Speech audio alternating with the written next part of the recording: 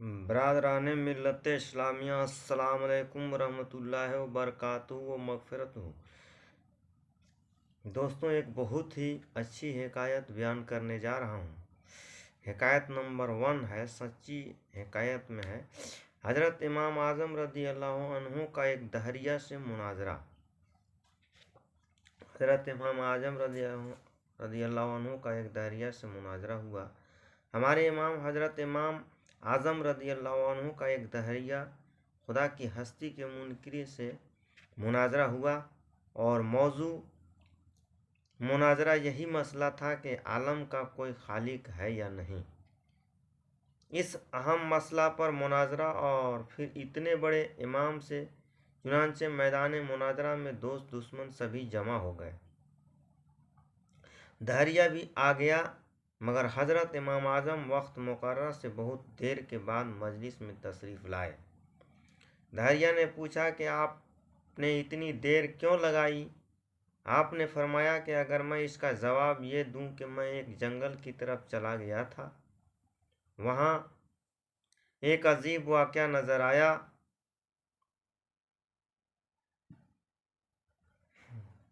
जिसको देखकर मैं हैरत में आकर वहीं खड़ा रह गया। और वाक़या ये था कि दरिया के किनारे एक दरख्त था। देखते ही देखते वो दरख्त खुद ब खुद कटकर ज़मीन पर गिर पड़ा। फिर खुद ब खुद उसके तख्ते तैयार हुए। फिर इन तख्तों को खुद ब खुद एक कश्ती तैयार हुई और ख़ुद ब खुद दरिया में चली गई। और फिर खुद ब खुद ही वह दरिया के मुसाफिरों को इस तरफ और उस तरफ के मुसाफिरों को इस तरफ लाए और ले जाने लगी। फिर एक सवारी से वही किराया भी वसूल करती फिर हर एक सवारी से वही किराया भी वसूल करती थी। तो बताओ, तुम मेरी इस बात पर यकीन करोगे? दहरिया ने यह सुनकर एक कहकहा लगाया और कहा कि आप जैसा बुजुर्ग और इमाम ऐसा झूठ बोले तो ताजुब है। भला ये काम कहीं खुद ब खुद हो सकते हैं? जब तक कि कोई करने वाला न हो, किसी तरह नहीं हो सकते। हज़रत इमाम आज़म ने फरमाया कि ये तो कुछ भी काम नहीं है तुम्हारे नज़दीक तो इससे भी ज़्यादा बड़े आलीशान काम खुद ब खुद बगैर किसी करने वाले के तैयार होते हैं। ये ज़मीन, ये आसमान, ये चाँद, ये सूरज, ये सितारे, ये बागात, रंगीन फूल और सीरी फल, ये पहाड़, ये चौपाए और इंसान और ये सारी खुदाई बगैर बनाने वाले के तैयार हो गई है। अगर एक कश्ती का बगैर किसी बनाने वाले के खुद ब खुद बन जाना झूठ है, तो सारे जहान का बगैर बनाने वाले के बन जाना इससे भी ज़्यादा बड़ा झूठ है। दहरिया ये आपकी तकरीर सुनकर दम बखुद हैरत में आ गया और फौरन अपने अकीदे से तायब होकर मुसलमान हो गया। सुभान अल्लाह, सुभान अल्लाह। और एक और हिकायत नंबर 2 सुनते जाइए। हज़रत इमाम जाफ़र सादिक रदी अल्लाह और एक दहरिया या मल्लाह, खुदा की हस्ती के एक मुनकिर की जो मल्लाह था। हज़रत इमाम जाफ़री शादी रदी अल्लाह अन्हों से गुफ्तगू होने हुई। वो मल्लाह कहता था कि खुदा कोई नहीं, माशाअल्लाह। हज़रत इमाम जाफ़र सादिक रदी अल्लाह अन्हु ने उससे फरमाया, तुम जहाँ जा रहा हो ये तो बताओ, कभी समुद्री तूफ़ान से भी सबका पड़ा?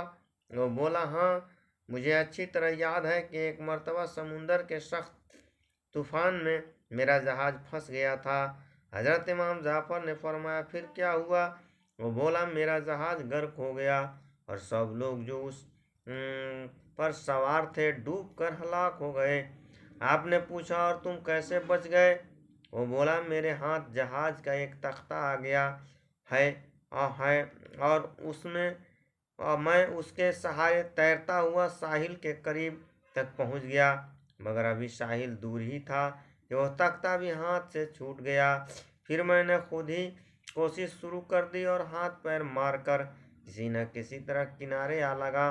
हजरत इमाम जाफर सादिक फरमाने लगे, लो अब सुनो, जब तुम अपने जहाज पर सवार थे तो तुम्हें अपने जहाज पर एतमाद भरोसा था कि ये जहाज पार लगा देगा, और जब वो डूब गया तो फिर तुम्हारा एतमाद भरोसा उस तख्ते पर रहा जो इत्तफाकन तुम्हारे हाथ लग गया था, मगर जब वो भी हाथ से छूट गया तो अब सोच कर बताओ कि उस बेसहारा वक्त और बेचारगी के आलम में भी क्या तुम्हें ये उम्मीद थी कि अब भी अगर कोई बचाना चाहे तो मैं बच सकता हूँ। वो बोला, हाँ, ये उम्मीद तो थी। हजरत ने फरमाया, मगर वो उम्मीद थी किससे कि कौन बचा सकता है। अब वो दहरिया खामोश हो गया और आपने फरमाया, खूब याद रखो, उस बेचारगी के आलम में तुम्हें जिस जात पर उम्मीद थी वही खुदा है और उसी ने तुम्हें बचा लिया था। मल्ला यह सुनकर होश में आ गया और इस्लाम ले आया। सुभान अल्लाह, सुभान अल्लाह, सुभान अल्लाह। सबक, खुदा है और यकीनन है, और मुसीबत के वक्त गैर अख्तियारी तौर पर भी खुदा की तरफ ख्याल जाता है। गोया खुदा की हस्ती का इकरार फितरी चीज है। हिकायत नंबर 3 में है कि एक अक्लमंद बुढ़िया, एक आलम ने एक बुढ़िया को चरखा काटते देखकर फरमाया कि बुढ़िया, सारी उम्र चरखा को काटा या कुछ अपने खुदा की भी पहचान की। बुढ़िया ने जवाब दिया कि बेटा सब कुछ उसी चरखा में देख लिया। फरमाया, बड़ी भी, ये तो बताओ कि खुदा मौजूद है या नहीं। बुढ़िया ने जवाब दिया कि हाँ, हर घड़ी और हर रात, दिन और हर वक्त खुदा मौजूद है। आलम ने फरमाया, मगर उसकी दलील। बुढ़िया बोली, दलील ये मेरा चरखा है। आलम ने पूछा,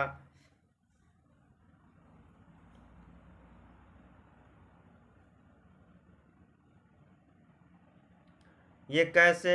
वो बोली, वो ऐसे कि जब तुम तक मैं इस चरखे को चलाती रहती हूँ ये चलता रहता है, और जब मैं इसी से छोड़ देती हूँ तब ये ठहर जाता है।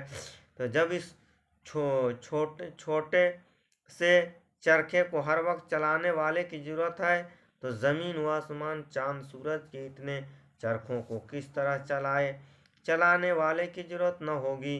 बस जिस तरह मेरे काठ को एक चलाने वाला चाहिए, उसी तरह ज़मीन व आसमान के चरखे को एक चलाने वाला चाहिए। जब तक वो चलाता रहेगा सब चरखे चलते रहेंगे, और जब वो छोड़ देगा तो ये ठहर जाएंगे।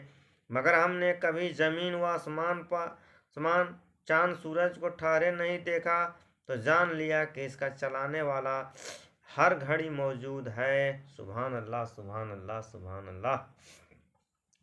मौलवी साहब ने सवाल किया, अच्छा ये बताओ कि आसमान और ज़मीन का चरखा चलाने वाला एक है या दो? बुढ़िया ने जवाब दिया कि एक है, और उस दावा की दलील भी यही मेरा चरखा है, क्योंकि जब मैं अपनी मर्जी से एक तरफ को चलाती हूँ ये चरखा मेरी मर्जी से एक ही तरफ को चलता है। अगर कोई दूसरी भी चलाने वाली होती फिर तो वो मेरी मददगार होकर मेरी मर्जी के मुताबिक चरखा चलाती, तब को चरखा की रफ्तार तेज हो जाती और चरखा की रफ्तार में फ़र्क आकर नतीजा हासिल न होता। अगर वो मेरी मर्जी के खिलाफ और मेरे चलाने की मुखालफत सिमत पर चलाती, गोया चरखा चलने से ठहर जाता या टूट जाता, मगर ऐसा नहीं होता, इस वजह से कि कोई दूसरी चलाने वाली नहीं है। इसी तरह आसमान और ज़मीन का चलाने वाला अगर कोई दूसरा होता तो ज़रूर आसमान चरखा की रफ्तार तेज होकर दिन रात के निज़ाम में फ़र्क आ जाता। सुभान अल्लाह, सुभान अल्लाह। चलने से ठहर जाता या टूट जाता। जब ऐसा नहीं है तो ज़रूर आसमान और ज़मीन का चरखा चलाने वाला एक ही है। सबक। दुनिया की हर चीज़ अपने खालिक के वजूद और उसकी यकताई पर शाहिद है, मगर अक्ल सलीम दरकार है। सुभान अल्लाह, सुभान अल्लाह। अब इतनी ही बयान पर अब मैं बंद करता हूँ। एक बार दरूद पाक पढ़ लीजिए। अल्लाहुम्मा सल्ली अला सय्यिदना मौलाना मुहम्मदिन मादिनिल जूद वल करम वाला अली बारिक वसल्लम सलातो सलामन अलैका या रसूलल्लाह सल्लल्लाहु तआला अलैहि वसल्लम।